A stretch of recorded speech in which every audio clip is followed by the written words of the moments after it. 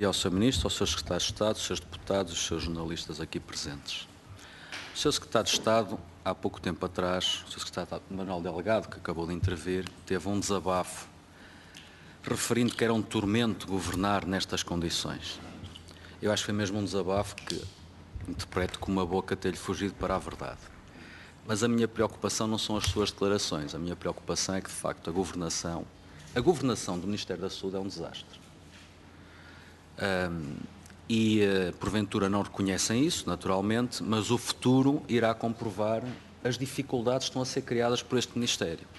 Eu chamo só a atenção o que está a acontecer no INEM, o aumento das queixas dos utentes no SNS, a dívida e a execução orçamental que está com uma deterioração descontrolada.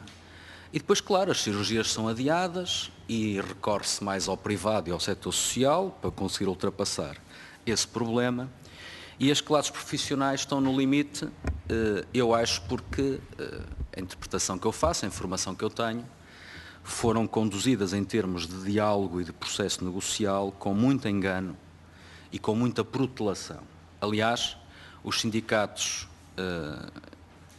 reuniram com o Ministério na segunda-feira, hoje é quarta-feira, na segunda-feira passada, reuniões agendadas à última da hora, interpreto eu também, permito-me isso, que relacionadas com esta audição aqui no Parlamento. Havia um sindicato que já estava agendado há mais tempo.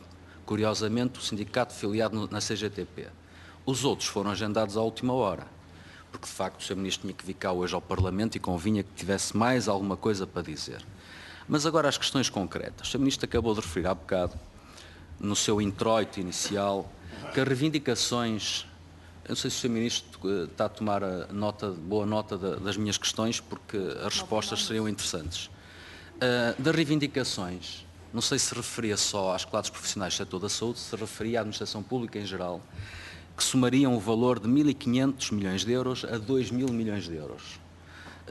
Uma diferença de sumenos, são só 500 milhões. Eu perguntava ao Sr. Ministro em que é que se baseia para essa afirmação, se tem algum documento, objetivamente, se tem algum documento, em que se pode basear de uma forma mais científica para ter produzido essa afirmação. Depois, a questão das 35 horas / 40 horas dos contratos individuais de trabalho. O Sr. Secretário de Estado esclareceu agora mesmo que pretendia que a igualarização de horário de trabalho produzisse efeitos a 1 de julho de 2018.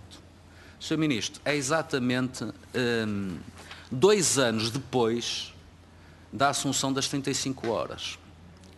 E durante o período que decorreu até o dia 2, variadíssimas vezes o Sr. Ministro foi confrontado com a situação desigual que o Governo tinha criado quando deixou os contratos individuais de trabalho com 40 horas de trabalho semanal.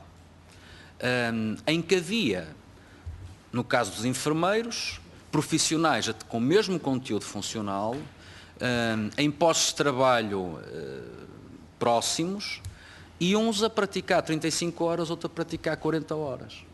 Vai 1 ano e meio, Sr. Ministro, eu julgo que foram dezenas de vezes que eu lhe coloquei essa questão, a desigualdade que estava criada.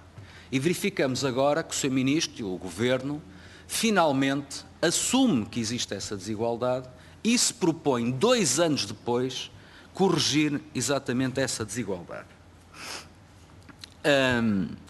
Eu colocava a questão específica de um grupo profissional que são as enfermeiras parteiras. As enfermeiras parteiras, como é que vão ser consideradas? Vão ser equiparadas aos especialistas ou vai também deixar e manter, criar uma discriminação em termos de carreira e, sobretudo, em termos salariais, atendendo àquilo que o Sr. Ministro, o Sr. Secretário de Estado, já aqui declararam das atualizações salariais. Depois, outra questão, Sr. Ministro, as faltas injustificadas dos enfermeiros que exerceram o direito à greve. Há hospitais que não marcaram faltas injustificadas. Há hospitais que marcaram faltas injustificadas. Aqui resulta, desde logo, uma interpretação e uma aplicação dúbia da lei. Os hospitais que marcaram faltas injustificadas fizeram, depois da distribuição de uma circular da ACSS, assinada pela sua Presidente, que é uma pessoa em quem o Sr. Ministro tem muita confiança, porque nomeou-a, e que julgo saber até tem alguma proximidade, e depois desta circular houve de facto hospitais que marcaram faltas injustificadas, porque a circular a isso aponta.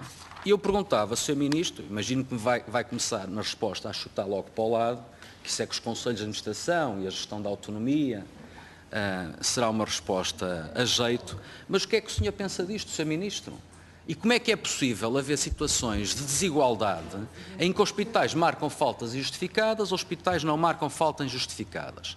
É possível interpretar, ou é abusivo da minha parte, que as faltas injustificadas marcadas são uma forma também de pressão negocial sobre os sindicatos? Concorda? Não concorda? Eu sei que tem a interpretação da greve, mas a greve, mesmo com a interpretação do pré-aviso de 10 dias, nem todos os dias seriam falta injustificada, só o primeiro é que seria. E, portanto, eu gostava que o Sr. Ministro esclarecesse. A questão dos enfermeiros contratados, que o Sr. Ministro usa muitas vezes nos debates, mais uns milhares de médicos e mais uns milhares de enfermeiros. O Sr. Ministro referiu há bocadinho um relatório social de 2014 publicado no site da CSS. Eu julgo que quando diz relatório social está a referir-se ao balanço social do Ministério da Saúde. É isso que julgo que está a referir-se. O balanço social do Ministério da Saúde. E julgo que se está a referir ao balanço social do Ministério da Saúde de 2014. Porque agora mesmo fomos ao site da CSS, só lá encontramos o de 2014. Admitimos que podemos ter-nos enganado na pesquisa e na consulta, mas isto também se verifica aqui outra vez. Ora bem, eu perguntava-lhe, era Sr. Ministro, pelo balanço social de 2015, coisa que eu tenho repetido várias vezes. E o balanço social de 2016, quando é que é publicado? Porque no balanço social é que se verificam o número de profissionais que saíram do sistema, o número de profissionais que entraram, e aí tem um documento com o seu aumento líquido, porque os 2.500 enfermeiros que o Sr. Ministro refere, nós também temos conhecimento, foram contratados centenas de enfermeiros por causa da crise da gripe, com contratos de trabalho a termo certo, e chegaram ao fim do contrato de trabalho a termo certo, e foram todos embora, porque o contrato não foi convertido. O Sr. Secretário de Estado está a dizer que sim, olha, eu reuni com os sindicatos que me dizem que não, mas como o Sr. Secretário de Estado retomou o diálogo com os sindicatos, já com propostas e tudo, poderá procurar esclarecer-me melhor.